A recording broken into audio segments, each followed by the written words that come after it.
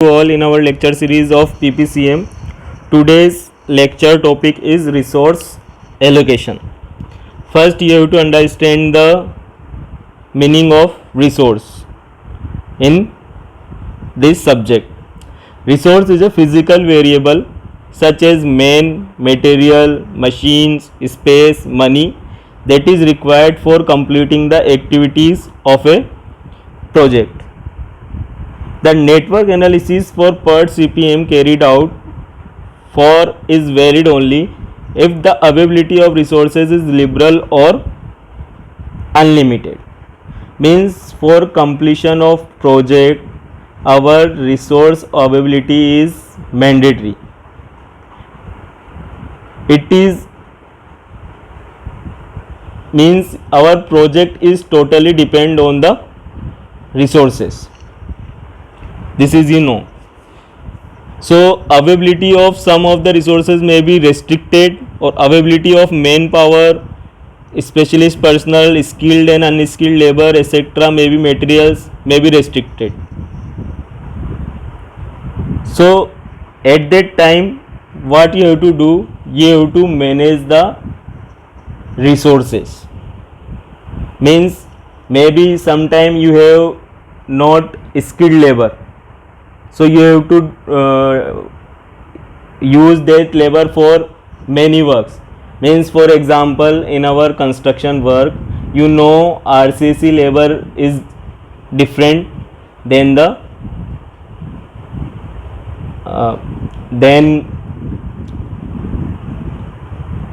masonry labor.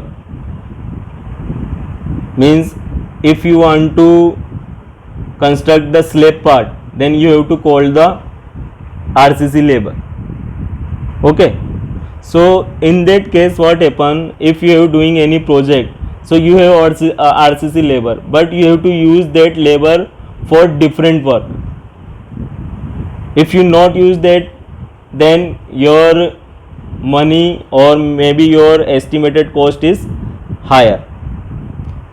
That's why resources is mandatory for the project. So let's see some sentence here. Resource is a physical variable required or completion of activities. It can be material, manpower, machinery, space, money or time resources. Okay. Second one, due to limited resources or limited project duration, it is required to allocate resources in the way so that more or less uniform demand throughout the activity can be achieved. Okay. Third one is resource allocation is deciding the resources to each activity. Fourth one, the diagram which shows variation in the requirement of resources with time is called resource usage profile or histogram. Means you have to use that histogram for the resource allocation. Here you have given number of masons and here you have given days. So what happened here, for example, if this is an activity, okay, so here you have given mason 5 and labor 6, and this is another activity, here you given mason 1 and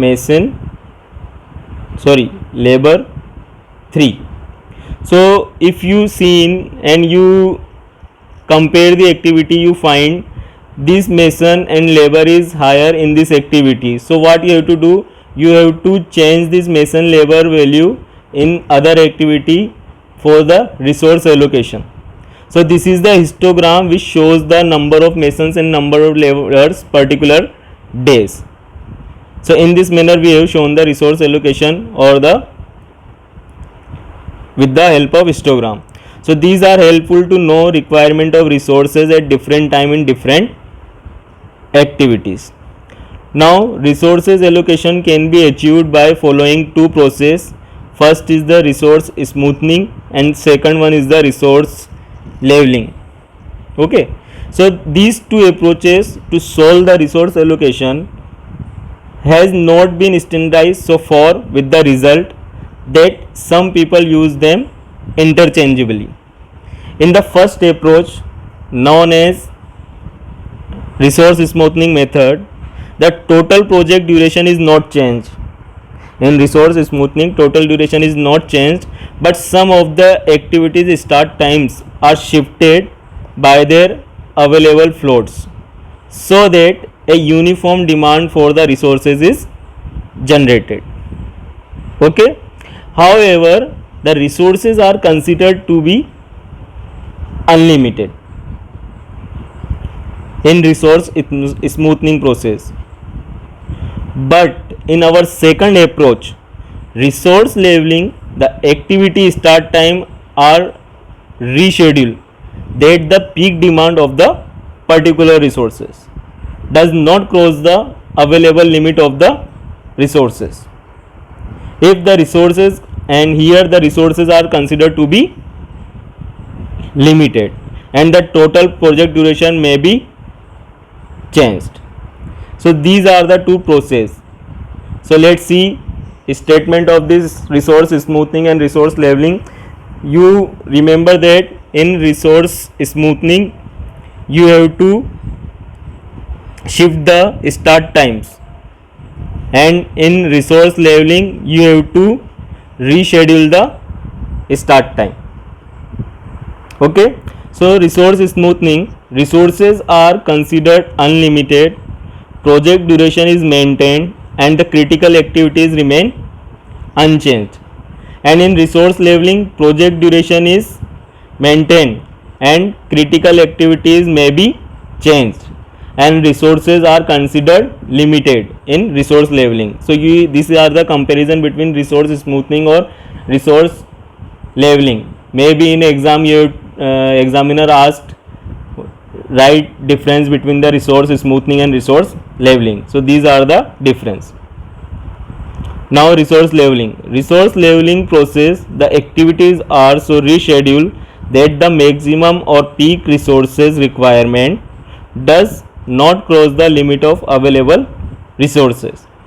The available resources should however not be less than the maximum number or quantity required for any activity of the project. In rescheduling, the available floats are first used. If by doing so the resources demand is more than the available resources, the duration of some activities is increased so that the resource requirement for these activities is decreased. Thus, the resources leveling process, the project duration initially planned may be changed. So these are some sentence which we write in the resource smoothing and resource leveling. And note, resource smoothing and resource leveling both are trial and error method. So these are the basic concept regarding the resource allocation. Now this lecture is over guys. We meet with another topic in our next lecture. Thank you.